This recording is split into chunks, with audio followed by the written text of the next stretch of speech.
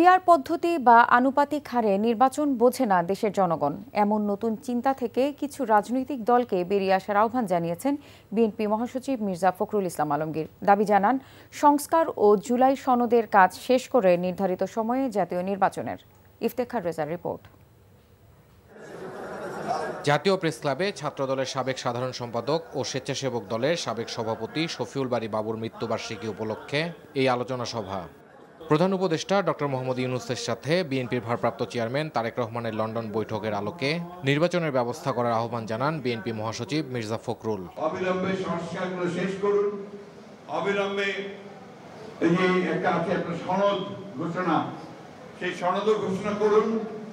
আর দয়া করে নির্বাচনের যে তারিখটা নির্ধারণ করেছেন আমাদের ভারপ্রাপ্ত চেয়ারম্যান জনাব তারেক রহমানের সঙ্গে লন্ডনে বৈঠকে বসে, যেটাতে জাতীয় অনুপ্রাণিত হয়েছে, আশান্বিত হয়েছে, সেই সময়টাতে নির্বাচন দিন।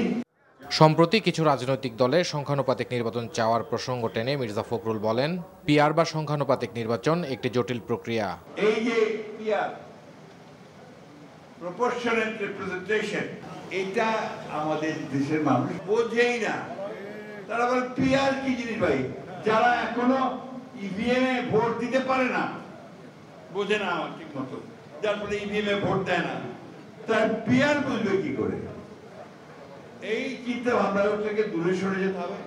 এবং দুঃখজনক ভাবে আমাদের দেশের কয়েকটা রাজনৈতিক দল এটাকে প্রমোট না বন্ধ করে বসে আছে, এটা না হলে নির্বাচনে যাব না। এর আগে রাজধানীর বনানীতে আমরা বিএনপি পরিবার ও মায়ের ডাক সংগঠনের যৌথ উদ্যোগে আয়োজিত আলোচনা সভায় বিএনপি মহাসচিব বলেন, মানুষের নিরাপত্তা দিতে না পারলে কোনো সংস্কারই কাজে আসবে না। আমাদের শিশুদের ভবিষ্যৎকে নির্মাণ করতে সাহায্য না করে।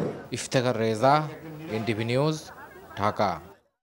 বান্ডেল থাকলে প্রতি সেনমানিতে টাকা বাঁচবে। বিকাশ সেনমানি বান্ডেল কিনে জিতুন প্রতি লেনদেনে।